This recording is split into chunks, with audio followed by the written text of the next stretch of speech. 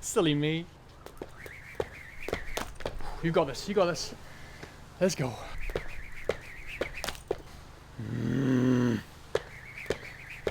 Sort it out, man.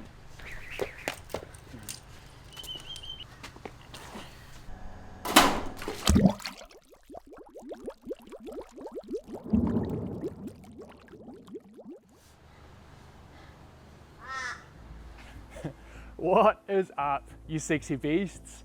I'm sure you've all had that moment, or maybe you've seen someone at the gym have this moment where your double unders just don't click on that particular day. And maybe you haven't thrown your rope over the roof and into the pool, but maybe you have thrown it against the gym wall.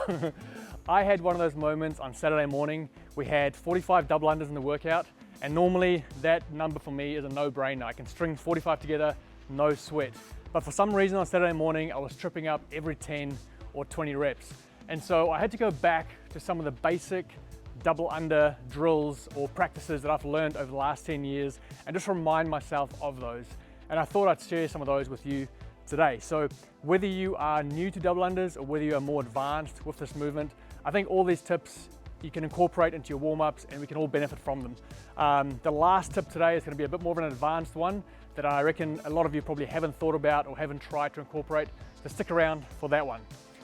But the very first thing I do before I do double unders, or in fact before I do any gymnastics skill work, is to wake up my core muscles. And there is a bunch of science, a bunch of research out there that shows the benefit in doing some core activation exercises prior to doing the movement that you're actually doing. So I always start with hollow rocks and arch rocks because those two positions are really going to help to keep your body organized when you're doing double unders. So just do 30 of these, 30 of each before you start your double unders, and I reckon even that alone is going to bring more awareness, it's going to wake up that core. So we all know the hollow rock. You're going to lie on your back, squeeze your heels together, point your toes. If you can, you're going to place your hands over your head, otherwise you can bring them to the side to make it easier. So over the head, we're not going to pike at the hip too much, it's just ribs being pulled towards your pelvis. So it's a pretty small, compact position, and from here we're going to try and rock 2, 3, all the way to 30 if you can. Take some breaks if you need to. Just a good way to wake up the midline. I then flip around and do the arch rock. This one's a little bit harder. Lying face down, again, heels together, point the toes, hands over the head. We're going to squeeze up, and to get the rock going, I just bend my knees, kick out, and that should start the rock.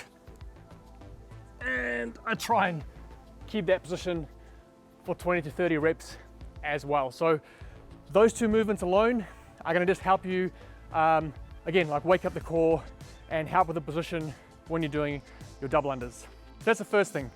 The next one is to make sure that your rope is the right length. Now very often I see people measure their ropes this way. They stand both feet on the rope and then they extend them so that the handles come to the armpits. I reckon that's way too long. What I would suggest you do, just do 1 foot and get the handles to meet just under your pecs, about sternum height.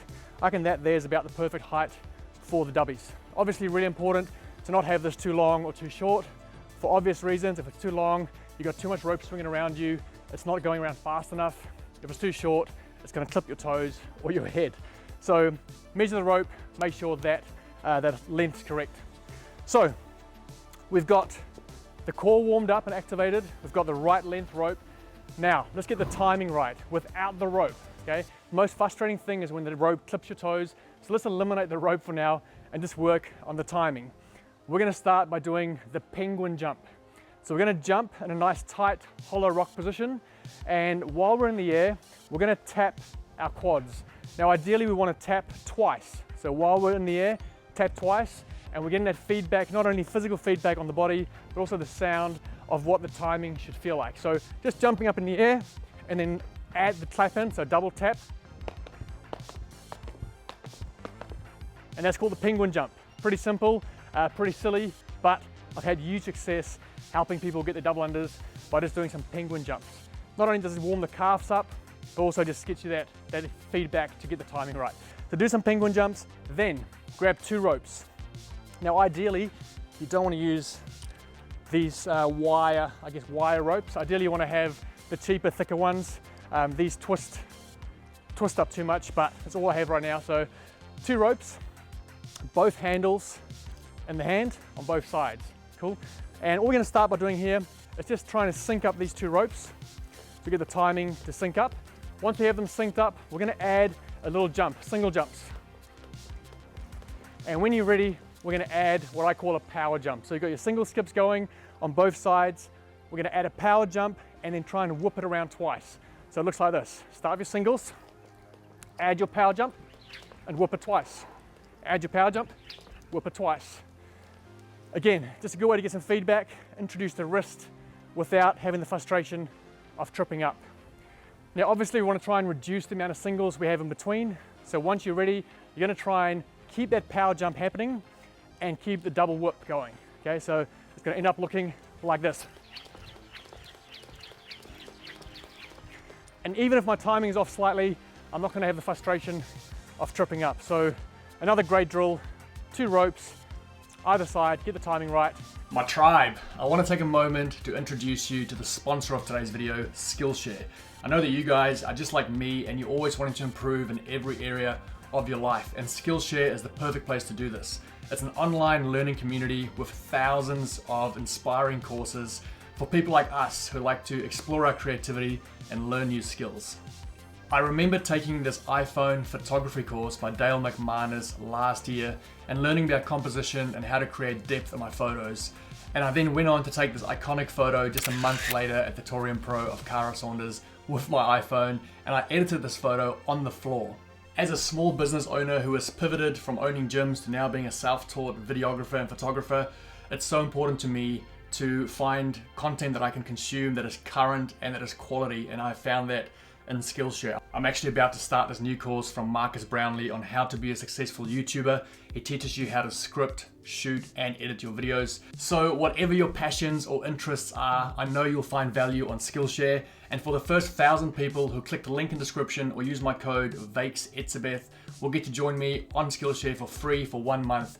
And you can learn and explore to your heart's content. So thanks again Skillshare for supporting me and supporting the channel. Let's go do some more learning in the backyard gym. Okay, final 3 tips. This next one has to do with fatigue. When people get tired, they try and engage the shoulder muscles and they start to drift out this way to try and get the shoulders involved more.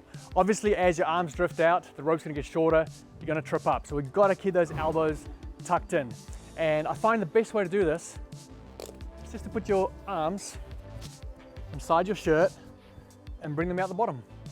So I'll grab my rope again, but now I've got my arms tucked in, they can't really go anywhere, or I've got some feedback at least against my elbows, and I can do my skipping from there. You can put a band around yourself as well, but if you want to do a quick fix, just pop your arms inside your t-shirt. Actually, my mum will probably tell me off for doing that. Stretch my t-shirts out. Grab a band perhaps. Put a band around yourself, a rubber band, and just get that feedback around the elbows so that we don't drift out this way. Next up, another very common mistake is what happens around the knee and the hip joint. To try and create more space for the rope to go under, people will bend their knees or do the donkey kick, or they'll really pike at the hip and bring the feet out in front. And I find the best way to fix this is just to film yourself or film the person you're helping and get them to look at what they're doing, and they can go back, and after getting that visual kind of feedback, they can go back and try and fix it, film again, try again. I find that visual feedback is just the best way to fix this. Ideally, if you have the rope the right length and you've got the core warmed up and you've got the elbows tucked in, hopefully if you have those 3 things right, the disaster, which is the donkey kick or the hip pike, won't happen. But if it does, just film. So if you're not sure what I'm talking about, hopefully I can even do it. But yeah, that'll be the donkey kick or the hip pike. Obviously that's not a hollow rock, and that's why we do that hollow rock at the start, is to reinforce that nice tight position without being overly hinged at the hip. So again, ideally we want to have a nice athletic, tall body without being overly piked or overly bent the other way. Again, video feedback is probably going to be the best one for that. Lastly, the one that probably doesn't get talked about enough, I think, and this is more for an advanced level double under. If you already have these down, but perhaps doing volume is an issue for you, maybe doing 100 plus, you really start to feel it on the Achilles or the calves, start to burn. You want to give your Achilles and your calf a momentary rest on every single rep. When you're doing plantar flexion, when your toes pointing down, that calf is flexed, it's tensed up. And if you're just stuck on your toes the whole time, that calf's not gonna last, okay? The Achilles is not gonna be happy. You wanna give them just a little micro rest every time you land. And the way you do that is, even though we do go out of the balls of the feet, we do jump on the balls of the feet, I think about kissing my heel on the landing. So rather than being up on the toes the whole time, I allow my heels to actually follow through and just kiss the ground softly. So next time you do double unders, pay attention to what your heel's doing. Is your heel off the ground the whole time, or is your heel actually following through, giving that calf just a momentary rest to extend rather than flex? Okay, so just lengthening that muscle out rather than being a little tense ball the whole time. So I'll cut some footage in here of me doing double unders up on the tippy toes, the heel's never coming through and kissing, the calf is just tense as anything. And then I'll also cut some footage in of my heel actually following through, just kissing the ground and giving the calf a bit of a rest. Guys, hope you enjoyed that video. If you're still here, you are a true sexy beast. And if you haven't joined the channel, please go ahead, hit subscribe, join the tribe. We're just a bunch of crazy people having some fun. So that's it. Go improve those double unders. Let me know how you get on, and I hope that was helpful. Stay sexy, keep roaring love. See you soon. Mwah.